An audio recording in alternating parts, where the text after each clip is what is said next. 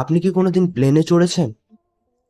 আমাদের পৃথিবীতে প্রতিদিন প্রায় 1 লক্ষ থেকেও বেশি প্লেন টেক অফ ও ল্যান্ড করে, কিন্তু দুর্ভাগ্যবশত সেগুলোতে কখনো কখনো ভয়ঙ্কর বিপদও হয়ে যায়। আজ আমি আপনাদের সাথে শেয়ার করব পৃথিবীর সবচেয়ে ভয়ঙ্কর 5টি প্লেনের ল্যান্ডিং নিয়ে,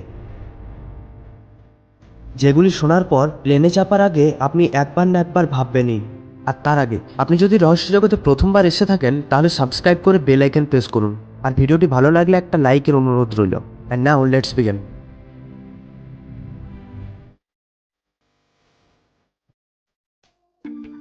নম্বর 5-এ রয়েছে হাডসন নদীর ওপর প্লেন ল্যান্ডিং। প্লেনে ভ্রমণ করা সবার কাছে একটা আলাদা অনুভব এনে দেয়। কারো কাছে খুব সুন্দর এবং কারো কাছে খুব ভয়ঙ্কর। আপনি ভাবুন যে প্লেনে করে কোথাও যাচ্ছেন, প্লেন টেক অফের কিছুক্ষণ পরেই জানতে পারেন যে প্লেনের ইঞ্জিনে আগুন লেগে গেছে। আপনি কি করবেন?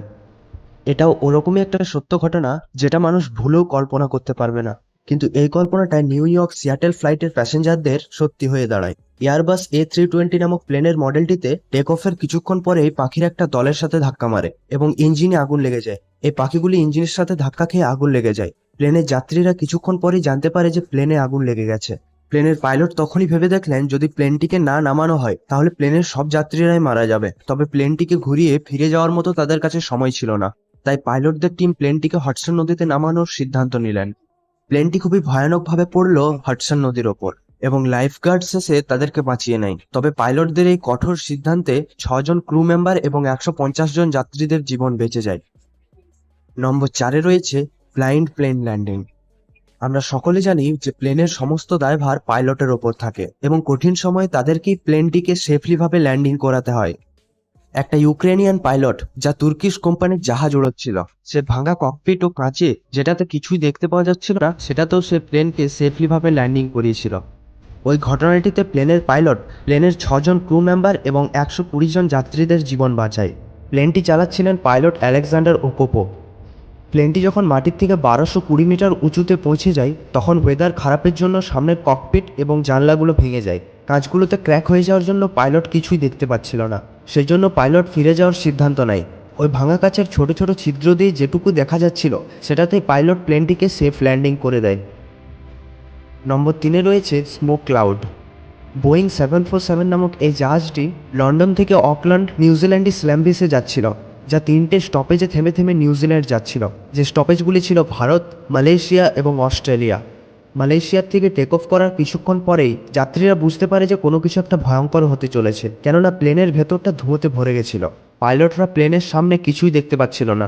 এরকম তখনই হয় যখন কোনো প্লেন কোনো একটা ঝড়ের সাথে ধাক্কা মারে এবং যার ফলে প্লেনের 4টা ইঞ্জিনেই আগুন লেগে যায়।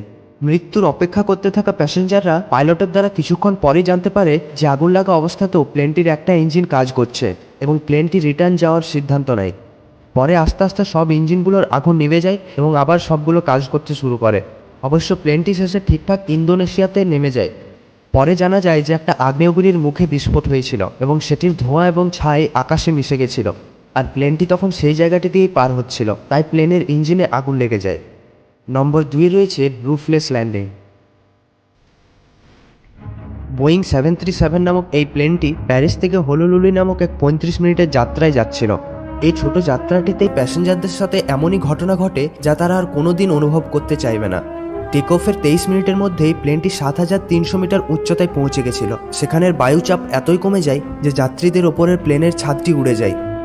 প্লেনের ওপর ছাদ নেই, প্লেনের ভেতরে অত হাওয়া এবং ঠান্ডার জন্য যাত্রীরা খুবই ভয় পেয়ে যায় এবং এর চেয়ে আরও ভয়ঙ্কর ছিল যে প্লেনের 2টো ইঞ্জিনের মধ্যে একটা ইঞ্জিন বন্ধ হয়ে যায়।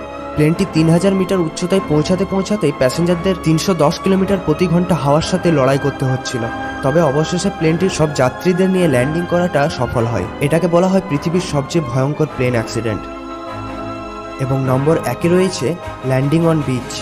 সমুদ্রের ধার একটা এমনই জায়গা যেখানে আপনি আপনার খালি সময় কাটাতে যান। সানবাথ নেওয়া এবং সমুদ্রের ঢেউয়ের সাথে মজা নেওয়া, তার সাথেই ঠান্ডা হাওয়া, এগুলি ছাড়া কোনো সমুদ্রের ধারে এর চেয়ে বেশি আর আপনি কি কল্পনা করতে পারেন? ক্যারিবিয়ানের সেন্ট মার্টিন নামক এই বিচে সময় কাটাতে থাকা এই মানুষগুলি এর চেয়েও বেশি কিছু দেখতে পায়। এই বিচটার একদম সামনেই রয়েছে একটা ইন্টারন্যাশনাল এয়ারপোর্ট। যেসব প্লেনগুলি এই এয়ারপোর্টটিতে ল্যান্ড করে ওগুলি বিচ থেকে প্রায় 40 ফুট উঁচু থেকে উড়ে যায়। জেট ইঞ্জিন থেকে নির্গত হাওয়া খুব দ্রুত গতিতে বার হয়। এয়ারপোর্ট অধিকারীরা সাবধান করে দেওয়ার সত্ত্বেও কিছু মানুষ এই জোরালো হাওয়ার থেকে রোমাঞ্চ নিতে ছাড়ে না। এখান থেকে টেক অফ এবং ল্যান্ডিং করার সব প্লেনগুলি এই বিচের মানুষগুলির কাছে খুবই বিপজ্জনক।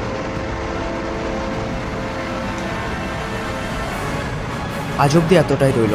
আশা রাখবো ভিডিওটি আপনার ভালো লেগেছে, তাই একটা লাইকের অনুরোধ রইল। যদি আপনি রহস্য জগতে প্রথমবার এসেছেন তাহলে সাবস্ক্রাইব করে বেল আইকন প্রেস করুন। অ্যান্ড ফাইনালি, ধন্যবাদ।